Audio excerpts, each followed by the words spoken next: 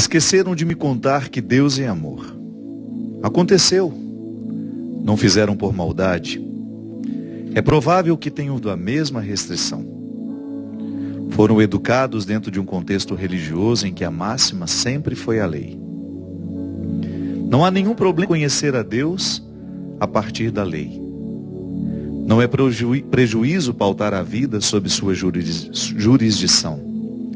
Só não é justo que a gente se prive de conhecer o avesso da regra, a trama que sustenta o seu significado, lá onde tudo é movimento amoroso, laços que se estendem para oferecer proteção. Não é justo que a lei seja dissociada de sua dimensão amorosa. As restrições que são postuladas por ela pertencem ao contexto do cuidado que educa. Mas se quebrarmos essa associação, a lei deixa de sugerir bondade, torna-se amarra, fonte de privações. Limita-se a ser um código impessoal que observamos por imposição e que desprezamos tão logo deixemos de ser vigiados. A dimensão jurídica da religião é sempre bem-vinda na construção do caráter humano. O respeito às regras divinas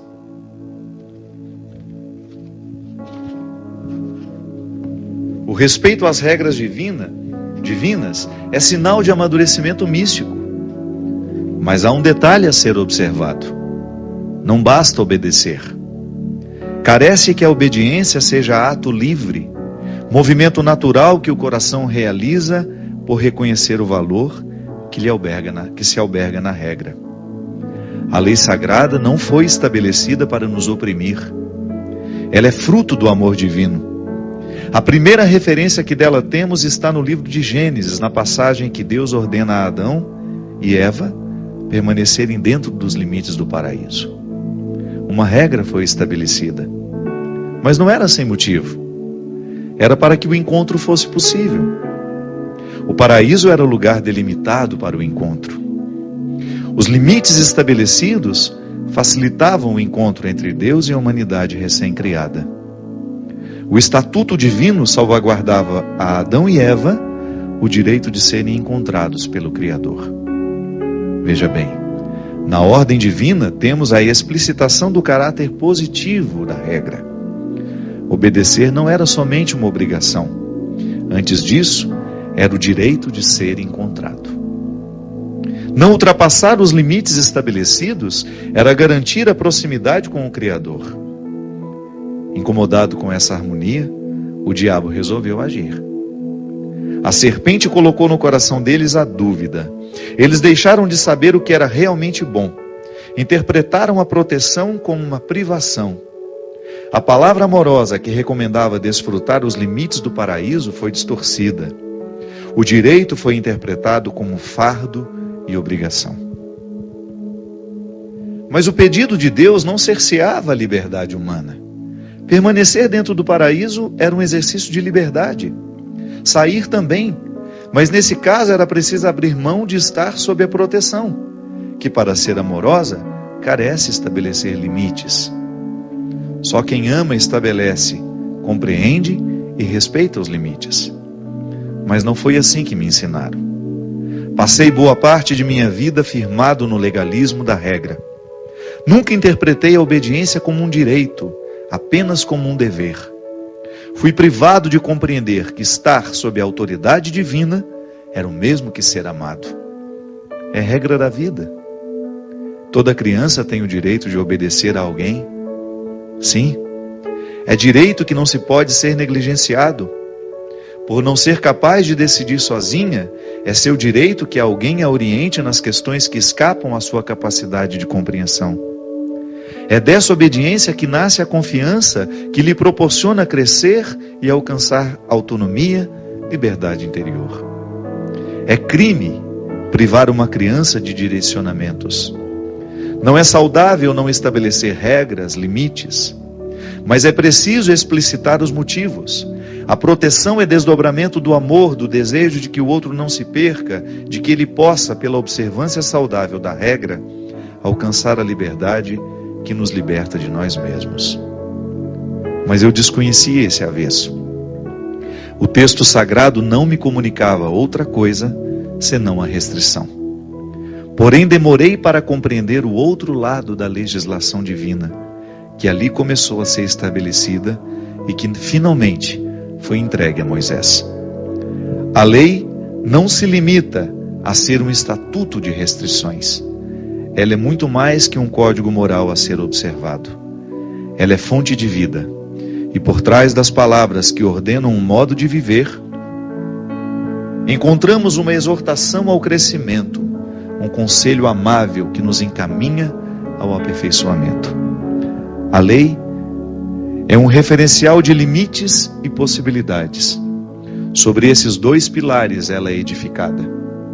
Dela se desdobram direitos e deveres. A lei nos possibilita quando nos limita, mas também limita quando nos possibilita. Não é um jogo de palavras, é a explicitação da complementariedade que lhe é inerente.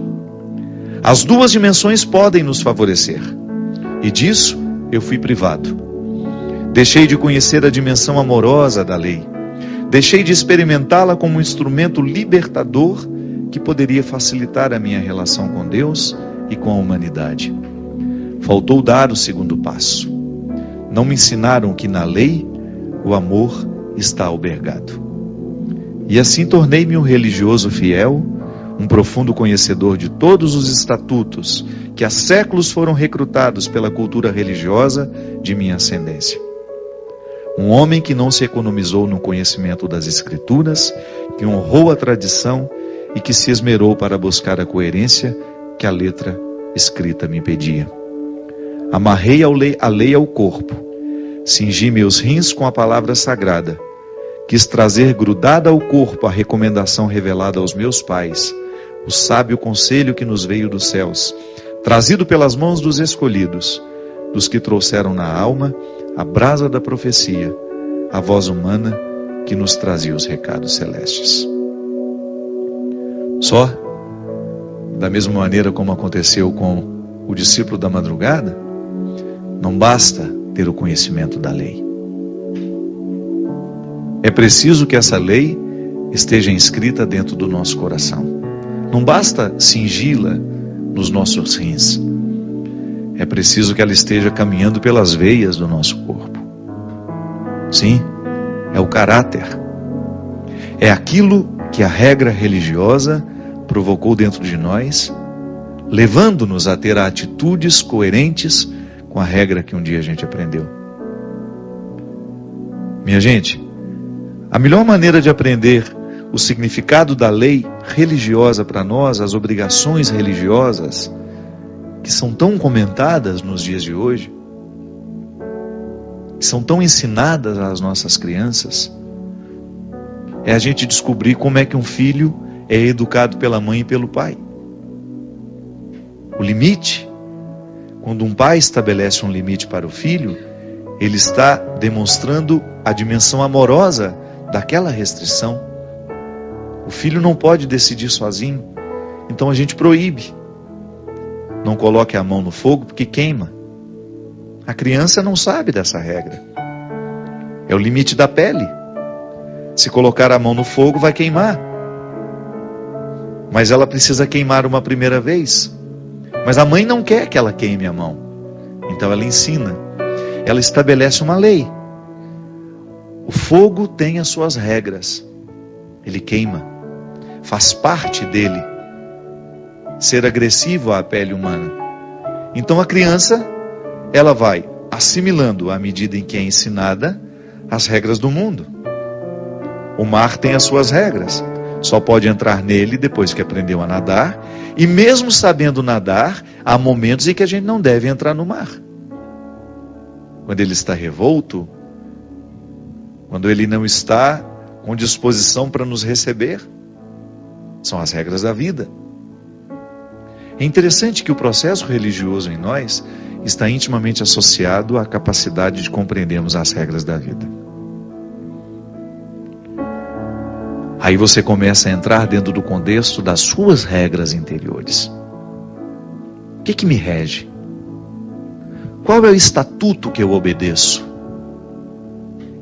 Porque todos nós, de alguma maneira, Hoje, você viveu, você levantou da sua cama, você foi trabalhar, você teve um jeito de pensar, você agiu, você falou, você tratou de assuntos, você tomou decisão. E tudo isso que você viveu foi obedecendo uma regra interior que você tem. Você não age por acaso. É como se nós tivéssemos um código filosófico, existencial, que dita para nós um jeito de ser. A quem obedecemos? A que código estamos observando? Qual é o código de conduta teórico aqui dentro de mim, como uma estrutura mental que me forma e que me faz ser quem eu sou? Você já me escutou falar isso? É tão difícil quando alguém nos pergunta: quem é você? Dizer apenas o nosso nome? É muito pouco. A minha essência, está intimamente ligada a tudo aquilo que eu tive a oportunidade de ler, a tudo aquilo que eu tive a oportunidade de viver, aos bastidores que os outros desconhecem, as realidades que eu precisei administrar sozinho ou acompanhado, a minha infância, as pessoas que tiveram ascendência sobre mim, que me ensinaram a viver, que me ensinaram regras. E que regras me foram ensinadas? Por isso o ser humano é tão complexo. Por mais que a gente tente dizer quem nós somos, nós não conseguimos alcançar a totalidade do que somos. E é essa totalidade, minha gente, que precisa passar pelo processo da conversão. Por isso que nós somos todos iguais, quando somos colocados diante da necessidade de sermos cristãos. Nós não queremos ser cristãos que vão apenas viver a dinâmica repetitiva de ritos religiosos. Se não estivermos profundamente ligados àquela maneira de pensar, de ser, de agir, que se desdobram do cristianismo, o nosso cristianismo será infértil. Qual é o estatuto que me rege? Por que ajo desta ou daquela forma? E é por isso que a existência precisa ser sempre colocada sobre a mesa e ser analisada honestamente. O bom humano é aquele que se investiga diariamente e não se contenta com as respostas superficiais que já encontrou, que já respondeu a si mesmo. Porque você pode optar por responder-se de maneira muito superficial. Você pode muito bem passar a sua vida inteira respondendo a perguntas absolutamente superficiais. Mas seria desperdiçar a beleza da vida. Porque a vida fica muito mais bonita quando nós tocamos a profundidade das questões. O ponto nevrálgico, sabe? Aquilo que sustenta a vida humana. João Paulo II dizia para nós, como evangelizadores, que nós precisávamos avançar para águas mais profundas. É a dinâmica da vida. O cristianismo, quando levado a sério, mas ele não nos deixa descansados de entrar o tempo todo no mar revolto da existência. Aquele que está querendo levar a sério o seu cristianismo terá de diariamente adentrar o mar revolto da existência. Problematizar-se, sabe, de nunca ficar acostumado com as respostas fáceis que você achou a seu respeito. Como você ter coragem de investigar do porquê que age assim. Por que eu sou egoísta? Por que eu tenho dificuldade de me partilhar com o outro? Por que eu só penso em mim o tempo todo? Tem lá um motivo, arraigado lá no seu passado, talvez nas muitas privações que você teve, mas vai ficar se justificando assim a vida inteira? Será que você não merece a oportunidade de vencer o que antes lhe escravizou? Da mesma maneira como o personagem desse livro teve a oportunidade de descobrir que apenas observar a lei não era o suficiente para ele ser um homem feliz? Fazer a vida valer a pena, será que é só ficar acostumado com as margens da existência? É eu não ter coragem de problematizar o que eu sou, ainda que seja aos 70 anos. Nunca é tarde para a gente descobrir quem a gente verdadeiramente é. Sabe, e a partir do momento que você descobre quem você verdadeiramente é, que você permite que caiam os fantoches que você colocou, ou até mesmo os personagens que você resolveu interpretar, nunca é tarde para você retirar um sonho da gaveta, correr atrás dele, estudar alguma coisa que você sempre teve vontade de estudar. Nunca é tarde. Nunca é tarde para você reconhecer que nós levamos um prejuízo muito grande por termos sido educados num contexto de superficialidade, de hipocrisia. Eu não tenho medo de tocar nisso ultimamente. Estou cada vez mais encorajado a olhar para mim assim. Os prejuízos que a minha vida me deu, eu não quero que eles prevaleçam. Nem tampouco vou dar a minha resposta, quem sou eu, olhando apenas os prejuízos que levei, as restrições que me foram colocadas. Porque às vezes nós nascemos num contexto de pessoas superficiais, que não foram acostumadas à profundidade das coisas. Contexto de muita urgência. Eu nasci assim, num lugar, num contexto, numa família, onde ganhar o pão era a coisa mais urgente. Onde nos faltou a oportunidade de problematizar as questões com mais amplitude. Mas eu não preciso ser assim agora. E a partir do momento que eu sei que a vida fica mais bonita quando problematizada, eu me desobrigo do simplismo. Sabe? O simplismo é tão nocivo à vida humana. A simplicidade não. A simplicidade é sempre bem-vinda, mas a simplicidade comporta profundidade. O simplismo não. O simplista é aquele que não tem disposição de investigar-se. É aquele que responde com uma frasezinha pronta tudo aquilo que é perguntado a ele. É aquele que não permite colocar-se na dúvida. Ah, meu Deus! E como é difícil a gente viver um processo humano honesto sem o crivo da dúvida. Sem você colocar em questão o seu jeito de ser, o seu jeito de pensar diariamente. Por que trato a minha mãe com tanta agressividade? Ou você, por que tenho tratado a minha filha com tanta agressividade? Por que tenho tido tanta dificuldade no meu casamento? Por que tenho tido tanta dificuldade no meu ambiente de trabalho? Essas perguntas não podem ser respondidas com simplismos. É a investigação, sabe, natural de todo ser humano que quer ser cristão.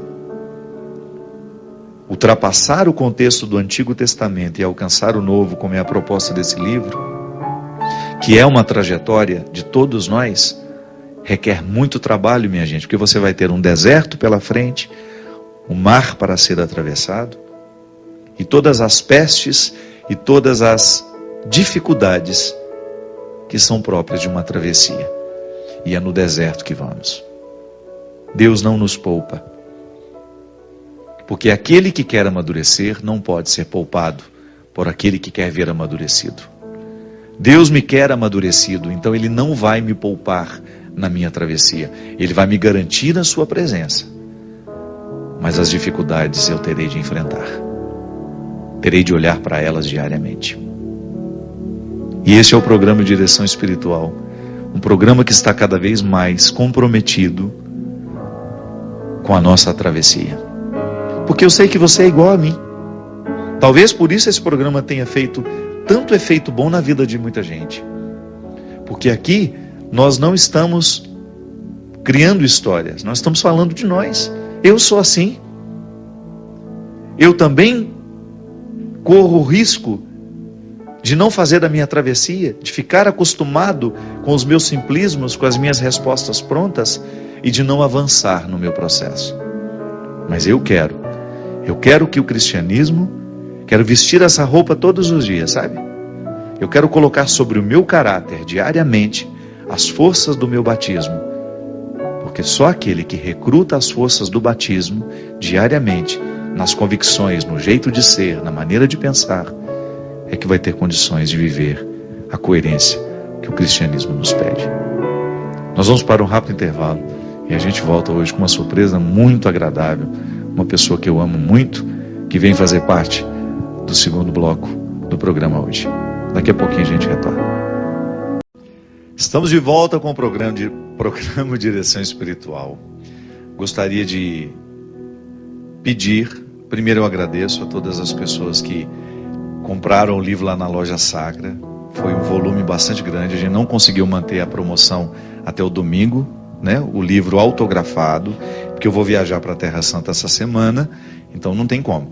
E a gente tinha um bannerzinho lá escrito que a pessoa teria 30 dias úteis para receber o livro, justamente porque a gente não sabia o volume de livros vendidos, se eu daria conta de fazer tudo isso antes de viajar. Vou tentar fazer antes de ir, eu embarco já essa semana, mas é que muita gente já ficou ligando lá no outro dia, meu livro está chegando, é que eu comprei no Sedex. Não é assim não, o livro você compra o livro tem que ser autografado primeiro, é um processo demorado, ainda que você tenha optado pelo Sedex, não significa que ele vai sair de lá amanhã e vai chegar na sua casa. Então paciência, pelo amor de Deus. A gente sabe que a maioria das pessoas tem muita paciência, inclusive fica até amigo dos atendentes lá da Loja Sacra, mas alguns estão assim ansiosos. Fica tranquilo que seu livro vai chegar, mas a gente tem 30 dias para isso acontecer, tá bom? Ele vai autografado com o nome que você pediu, e depois, assim que eu voltar da Terra Santa, nós vamos retomar a promoção, tá bom? Obrigado pelo carinho, quero agradecer muito a todos que de alguma maneira nos acompanham aqui pelo programa. É muito bom saber que nós estamos fazendo companhia a você neste momento. Quero mandar um grande abraço ao povo de Portugal que nos acompanha, de maneira muito especial a Tia Alice. Tia Alice tem um dos restaurantes mais famosos de Portugal, segundo a Fafá de Belém, que ama aquela terra, diz que a melhor cozinha portuguesa é a da Tia Alice, que fica lá em Fátima. Se Deus quiser, em breve, Tia Alice, eu quero ir visitar a senhora e agradecer sempre pelo carinho que a senhora tem por mim, e fico muito feliz de saber que eu participei da sua vida num momento muito importante dela. Mas agora, uma pessoa que participa da minha vida também de maneira muito intensa, por ter sido uma voz de Deus na minha vida e na vida de todos nós, ela que ganhou a cantora Sola, ela é a Sola da música católica, Adriana. Eu sou o Sola, é a Sola. Inclusive queremos agradecer, né? Isso, a gente sabe que o troféu Louvemos ao Senhor. Quem ganha é porque teve uma votação popular, não sei que tenha sido passado pelo júri técnico, mas a gente agradece muito pelo carinho que o troféu sempre teve na nossa vida.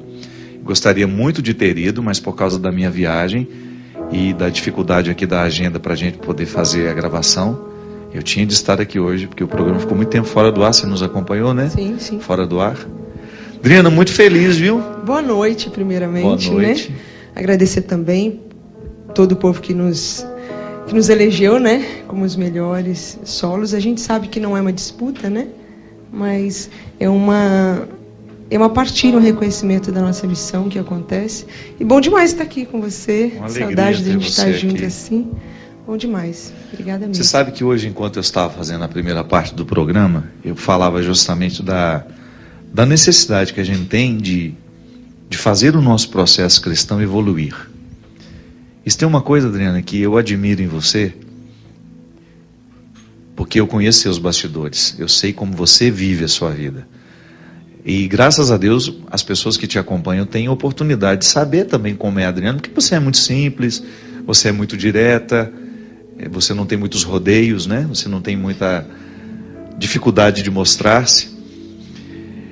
E é bom que a pessoa não só te veja no palco, mas veja você também a oportunidade de você contar os seus bastidores. É por isso que eu fiz questão que você estivesse aqui hoje, que eu sei que você está vivendo um momento muito especial da sua vida, mas sempre que eu falo de alguém que leva a sério o processo do cristianismo, você é uma das primeiras pessoas que me ocorre. Sempre digo isso aos meus amigos. Eu vejo a sua luta por ser cristã de verdade, por dar uma resposta a Deus de maneira muito coerente, né? Queria que você falasse isso para nós aqui hoje. Como é que você vive esse desafio diariamente? Eu achei lindo quando você falou que... Você começou falando muito da mãe, né? Que cuida do filho. E eu estou vivendo efetivamente isso. né? Os limites que eu preciso dar, as leis que precisam ser estabelecidas, né, para Ele, né? Porque é assim que Deus age conosco, né? E foi lindo que você colocou. Deus, Ele não vai nos poupar, mas Ele vai ficar por perto. A gente que é mãe é assim. Infelizmente, vai ter algum momento que o Davi vai se machucar, vai fazer aquilo que eu não gostaria que ele fizesse, né?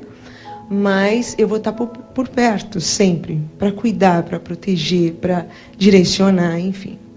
Caminhar com Deus é assim, Deus cuida assim de nós, né? E todos nós, sem exceção, é muito lindo ver você falar, que você fala daquilo que você vive, né? E é lindo as pessoas verem que nós somos humanos, nós estamos no mesmo processo, né? A gente está tentando acertar ainda, né? E eu vivo isso, é o que eu vivo na minha história, vivendo os desafios novos, né? Que aparecem, que a gente enfrenta, enfim. Mas é uma estrada linda. Apesar das vezes a gente passar por esses desertos, viver alguns calvários, é uma história linda porque é uma estrada linda porque a gente sabe aonde a gente pode olhar. A gente tem o norte. A gente sabe aonde a gente pode recorrer, para quem a gente pode pedir socorro. Assim como a mãe, né? Assim como foi a sua mãe com você, a minha comigo, a sua mãe, você que está assistindo, foi com você, hoje eu estou sendo com o Davi. É assim que Deus age conosco. E é lindo ver que nós temos um Deus que não se distancia nunca, nunca.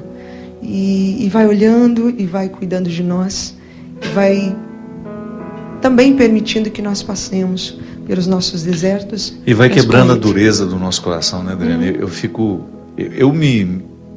Eu nunca me perco de vista, sabe? Eu tenho uma vida muito corrida, mas eu faço questão de levar na correria da minha vida a dinâmica da minha mudança. Eu estou em constante processo de mudança. Eu acredito muito nessa ação de Deus em mim. Eu tenho muitos defeitos, tenho consciência deles, mas você sabe, eu não desisto dessa possibilidade de ser um homem melhor. Isso para mim é uma meta, sabe? Isso para mim é um desafio que eu não quero perder de vista, porque senão eu perco a coerência. Eu acho que como Deus me deu a oportunidade, assim como deu a você também, um ministério que tem um alcance tão grande, nós não temos nem como avaliar quantas pessoas são tocadas hoje pelo trabalho que nós realizamos. Você acha que eu vou ficar no prejuízo de fazer bem ao outro e não permitir que Deus me faça esse bem que eu quero que Ele faça na vida do outro? E eu me lembro que você passou acompanhando o seu processo até o Davi chegar. Foi uma longa luta, né? Muito. Você passou por um sofrimento terrível. E eu fico pensando o tanto que foi importante, agora depois de olhar para trás, aquele sofrimento todo preparando seu coração para você amar o Davi ainda com mais intensidade. Eu não sei se é possível, né? Medir a intensidade do amor, mas talvez com mais maturidade, você não acha? Mais maturidade, sem dúvida, sem dúvida. Tudo que eu vivi. Adriana, você perdeu, né, uma criança. Quantos meses, Adriana? 3 meses. Estava com 3 meses já, com toda uma expectativa. E a minha gravidez com o Davi também foi uma gravidez que ainda era de risco. Nós ficamos todo mundo apertando a barriga, né, com medo do Davi sair antes da hora. Eu fiquei os primeiros 3 meses assim, sofrido. Eu não curtia os primeiros 3 meses de gravidez. De ansiedade.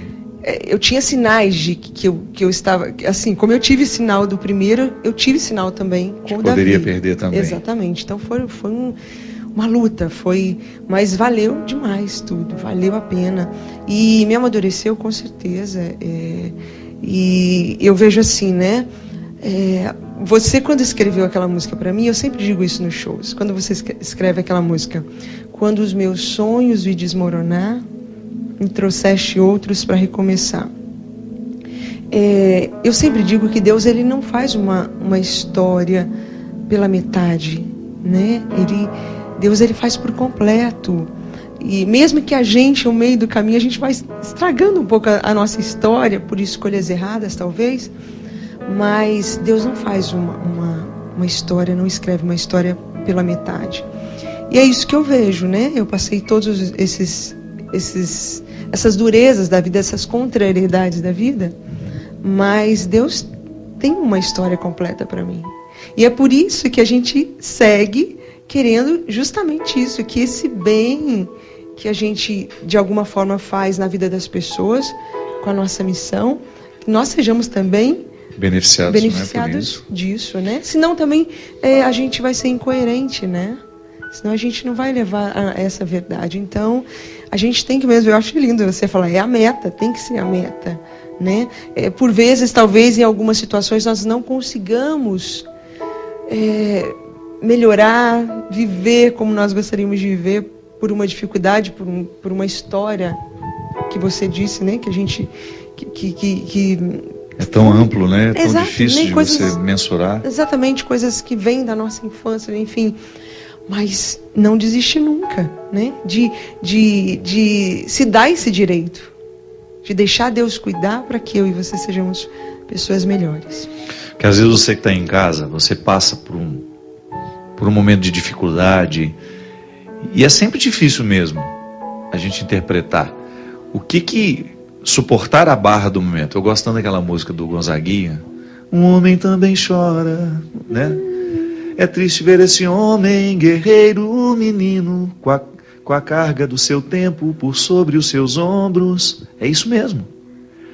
Nós levamos sobre os nossos ombros a carga do tempo, da família que a gente tem, das escolhas que a gente fez. E às vezes é muito difícil a gente dar sentido a todo o peso que a gente leva. Às vezes eu encontro pessoas, Adriana, tão carregadas de fardos que nem são delas, porque justamente faltou o discernimento de compreender o sentido das coisas. Porque às vezes quando você identifica o sentido de um fardo, você percebe que ele não faz sentido. Pode parecer um jogo de palavras, mas não é não. Você percebe, antes você achava que tinha sentido aquele fardo, de repente você descobre que não tinha sentido. Aí sim você está no verdadeiro sentido das coisas. Que é quando você é capaz de abrir mão, de jogar fora. Gente, esse peso eu não quero levar mais embora comigo. Às vezes, Adriana, eu encontro muito isso em mulheres que precisam engravidar. Mulheres que não conseguem engravidar e fazem isso ser um fardo. Como se o filho fosse uma obrigação dela. Não, o filho é um fruto gratuito, né? Que às vezes, somente depois que a mulher se desobriga... Outro dia eu atendi um casal assim. Falei, minha filha, sinta-se menos obrigada a ser mãe. Retire esse fardo das suas costas. Ah, padre, mas é que a minha mãe me cobra, meu pai me cobra, todo o almoço de família. E aí, quando é que vem a criança? E aí? Como se isso fosse uma obrigação. E é claro, gente, o organismo humano, toda vez que ele está exposto a um processo de estresse, de exigências, ele tem mais dificuldade de responder, né? Uhum. Você viveu um pouco isso também? Vivi. Depois que eu perdi o primeiro, eu não consegui engravidar. A gente estava tentando há muito tempo. E tudo nos métodos tradicionais? Tudo natural, e enfim. E o meu médico disse assim, Adriana, é essa ansiedade, vocês estão assim, atropelando as coisas. E justamente aquilo que você falou, eu me senti um pouco na obrigação. Porque quando a gente perde, a gente se sente um pouco incapaz. Entendeu? Toda uma situação de fracasso, exatamente, né? Não conseguir ser mãe. Exatamente. Então, é uma cobrança interior grande, até mesmo da gente, né? Então, eu me sentia um pouco nessa obrigação e não conseguia. E quando o meu médico justamente disse para mim assim, você precisa desfocar. Tira isso do Vai viver. Viva. Vive seu Faça casamento. O seu projeto. Você tem algum projeto? Viva esse projeto, vai curtir, vai viajar com seu marido sem preocupação, foi falando. Passou 1 mês e meio e engravidei. Foi impressionante, assim. Você conseguiu realmente se desligar da questão? Consegui. Ele te aliviou naquele fardo? Me aliviou. O meu médico, que é quase um psicólogo, né, o Dr. Neil, assim, quase um psicólogo, ele dizia isso, você precisa tirar essa obrigação. E aí foi quando eu consegui. E, claro, né, tem esse cuidado de Deus, que a gente sempre fala, mas também tem a minha parte que eu precisava fazer, que era deixar Deus agir, né? Sim. Sua parte você fazia com o Fabiano. Não, sim. É porque às vezes tem aquele casal também que não faz, né, há muito tempo. Mas nós precisamos engravidar, pedir a Deus. E que só Deus faça, né? Não, eu fiz mesmo. Graças a Deus, né? Casamento perfeito, pleno. Pleno, sem dúvida. Mas sem aquela obrigação, né? Porque justamente a gente vivia a sexualidade... A dimensão unitiva do sexo, né? E aí, quando chegava o dia para eu ver se eu tinha engravidado ou não, era aquele desespero, aquela ansiedade. Aí aquele negócio é um fardo mesmo, fica pesado. Que você tem aquele prazo que você sabe, né? Que gente você tem está um prazo, fértil. Né? O método natural, ele nos dá essa possibilidade, enfim. Mas quando eu desliguei, deixei Deus cuidar, fazendo a minha parte, claro, aí eu engravidei. E tá aí o Davi, que é uma maior prova de que... Que é uma bênção na sua vida, Nossa, né? Ele é um presente de Deus para mim. Menino lindo. E você, Cleide, vai ser papai quando, filhinho? Você também tá na pressão, não? Veio também, né? Gente, é impressionante como isso, nos dias de hoje, tem se tornado um problema. Um problema mesmo para muitos casais jovens. Prejudica até a relação dos dois. A relação a dois. Porque a cobrança vem, a família principalmente, né? Eu acho.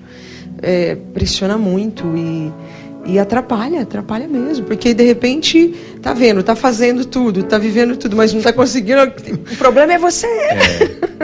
E aí começa um jogar o fardo pro outro. Exatamente. Mas no tempo de Deus e fazendo as devidas obrigações humanas. Agora, Adriana, você que viveu essa perda e que naturalmente sentiu-se incompetente com ela, ela é muito doída para a mulher, né? Nossa, demais. Perder um filho demais. Tão desejado, tão querido. Sabe por quê? Porque é diferente, né? A gente fala quando a gente engravida, nós estamos grávidos. Mas a mulher é que não tem dúvida. Vive todo o processo. Então parece que o peso maior é nosso. Você que perde, né? Exatamente. A dimensão física da perda é sua. E no meu caso ainda foi mais complicado porque foi um aborto retido. Então eu fiquei 3 dias com meu filho morto. Então foram os 3 piores dias da minha vida. Porque eu tive que fazer aquele processo cirúrgico, só que eu tive que esperar, porque eu estava em missão. Então não foi fácil. E tem toda a dimensão simbólica, né, de você estar com... Nossa, você não tem noção da dor que é. Eu olhava para minha barriga e eu falei, eu tô com meu filho morto aqui. Você falou para mim naquele período, você falou assim, viva o luto. Eu passei 3 dias, e eu me lembro e me emocionei, eu passei 3 dias chorando, porque estava ali, estava morto, né? Era desejado, muito desejado. Não foi fácil. Mas aquilo que você falou, Deus, ele caminha conosco, ele não abandona. E tá aí a prova. Um fruto precioso. Muito, muito. Na nossa vida é assim, minha gente. O testemunho da Adriana, a mim, é muito precioso, porque é alguém de verdade como nós, como você, que também precisa dar conta das suas dificuldades, das suas lutas pessoais. Você que também tem que caminhar conviver com suas realidades mortas, né? Porque não é só um filho que morre. Não. Você precisou ser o túmulo do filho. Exatamente. E você conviveu durante 3 dias com essa consciência. Eu sou o túmulo do meu filho. Mas às vezes também, Adriana, nós convivemos com os sonhos mortos dentro de nós, as esperanças mortas, as pessoas vivas por fora, mortas por dentro. Então são muitas as angústias nos dias de hoje, muitas as situações que nos oprimem, que nos machucam, porque a gente não chega nem mesmo a tocar nesse luto. Como é benéfico na vida de uma pessoa, né? Ela, por exemplo, ela ter coragem de dizer, esse sonho é meu e ele está morrendo, e eu não quero que ele morra. Às vezes nós vivemos uma rotina muito infértil. Nós, sobretudo, nós que vivemos essa correria, vai para lá, vem para cá, a gente tem o risco de fazer a vida ficar muito boba. Você fica privado de ter a oportunidade de voltar para casa como todo mundo volta, de viver uma rotina aprazível como todo mundo tem a oportunidade. Então, de repente, a gente perde a perspicácia de sondar o que em nós já está morrendo. Quais são os vínculos, os relacionamentos que de repente você está deixando de cultivar por causa do estilo de vida que tem. Estilo de vida é uma coisa muito séria. Porque às vezes a gente problematiza o dia só. A gente não tem a visão do todo. Pode observar. Às vezes você tem até condições de analisar o tanto que o seu dia foi ruim. Mas você não conecta o dia aos outros, a semana, ao mês, ao ano. E a gente não é capaz de ver o estilo de vida que nos deixa infértil.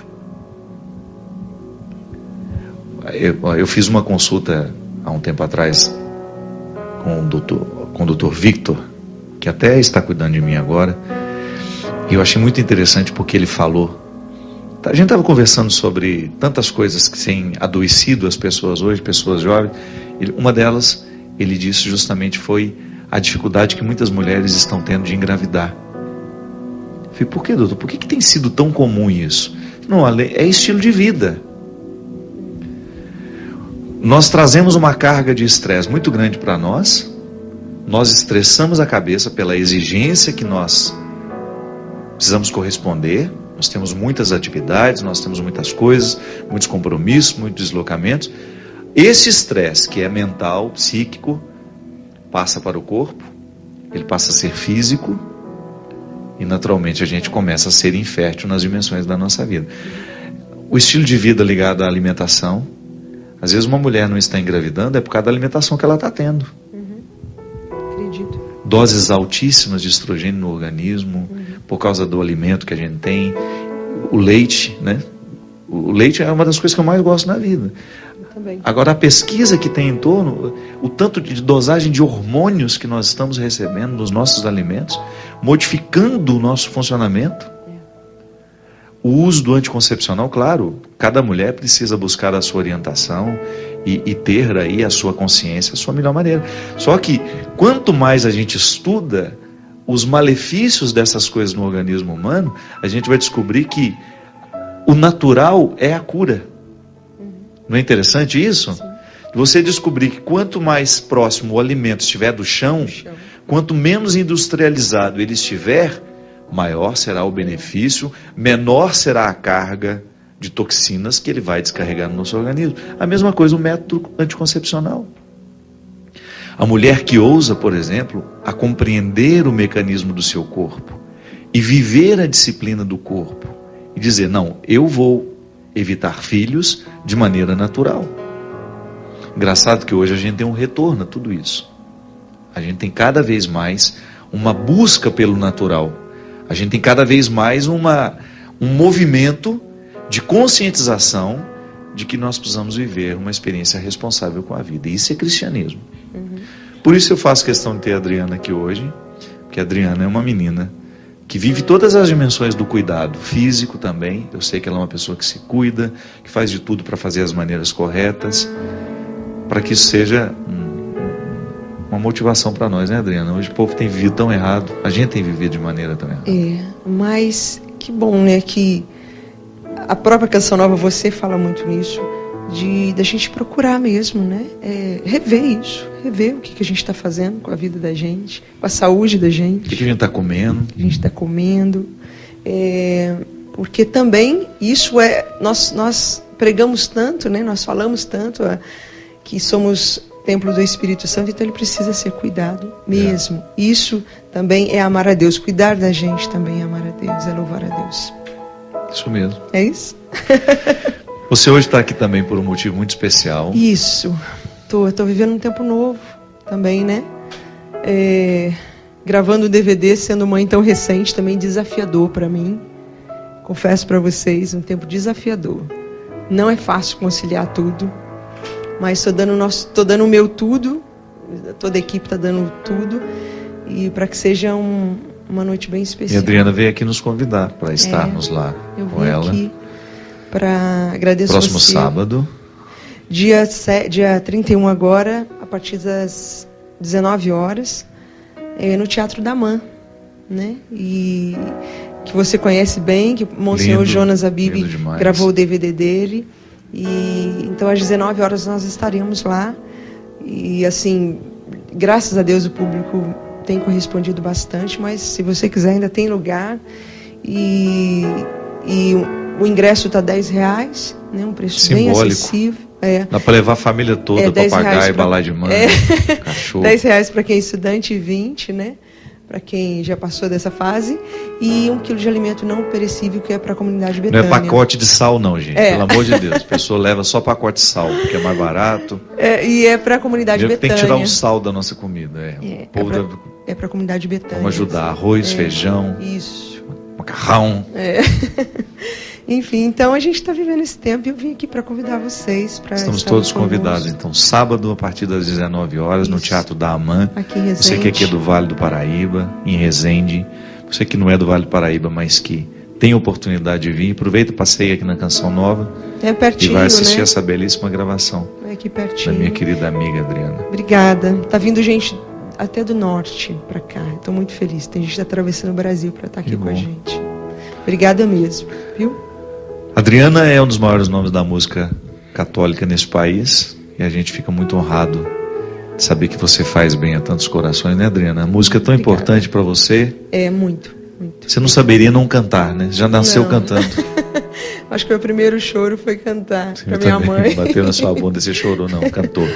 Mas é uma graça muito grande que nós temos, né? A gente vê, por onde eu passo, os comentários, as partilhas, né, daquilo que o seu ministério faz, daquilo que o ministério de tanta gente, todos aqui da Canção Nova, tantos irmãos, faz na vida das pessoas. Então eu fico muito grata a Deus. Obrigada. Deus abençoe você sempre. Amém. Mais, viu, minha filha? Obrigado por ter vindo. Obrigada eu, você sempre muito carinhoso. Christian, filhinho, vamos cantar uma música com a Adriana?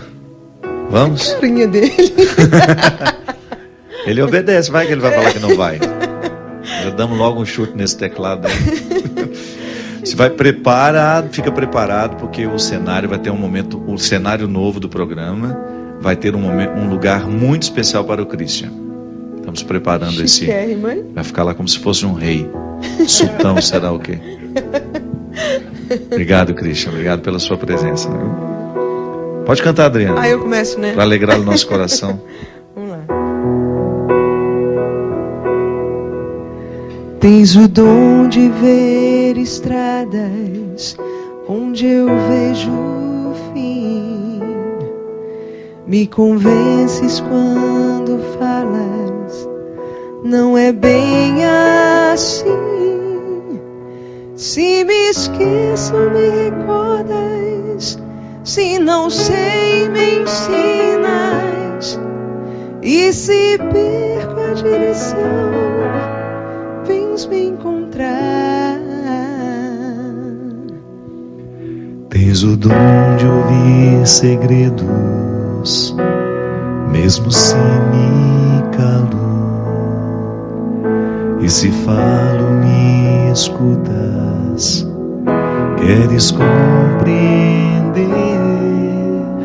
Se pela força da distância tu te ausentas, pelo poder que há na saudade voltarás. Quando a solidão doeu em mim, quando o meu passado não passou por mim, quando eu não soube compreender a vida, tu vieste compreender por mim. Quando os meus olhos não podiam ver, tua mão segura me ajudou a andar. Quando eu não tinha mais amor no peito, teu amor me ajudou a amar. Quando os meus sonhos me desmoronar, me trouxeste outros pra recomeçar. Quando me esqueci que era alguém na vida, teu amor veio me relembrar. Deus me ama, que não estou só, que Deus cuida de mim quando fala pela tua voz, que me diz coragem. Que Deus me ama, que eu não estou só, que Deus cuida de mim quando fala pela tua voz, que me diz coragem.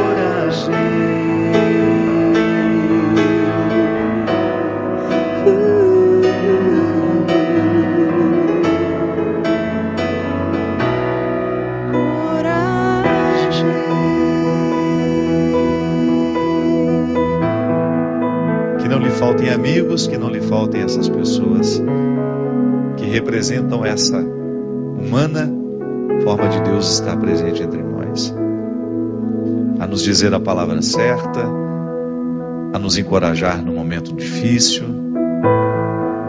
a nos fazer investigar quem somos e a partir da investigação a gente estabelecer um projeto maravilhoso que não termina nunca.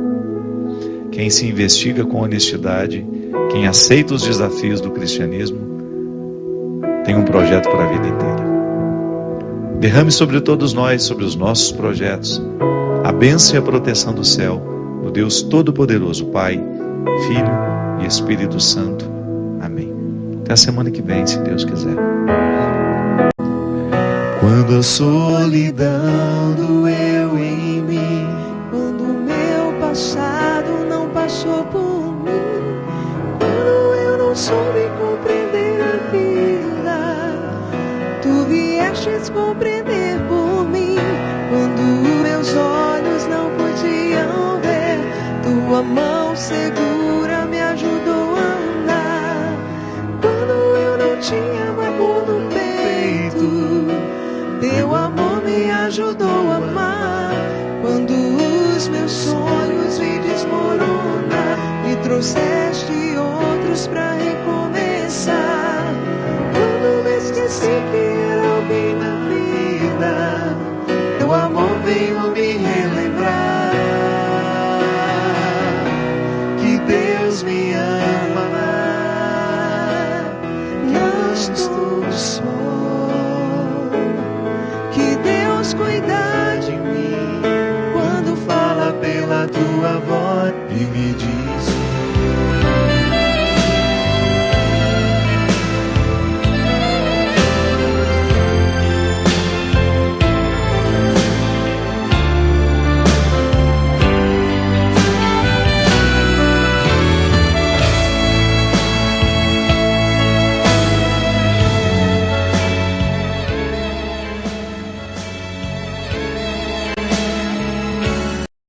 Acampamento do Sagrado Coração de Jesus, de 20 a 22 de junho. Presença de Padre Adriano Zandoná. A nossa fé, meu irmão, minha irmã, é uma fé que tem raiz. Padre Fabrício Andrade. Mas para coisas de família, a gente tem que ter coragem de falar. Padre Fábio de Melo. Uma coisa é quem sou eu, quem é você. E shows com Padre Joãozinho, Juliana de Paula, Davidson Silva e Comunidade Canção Nova. Participe!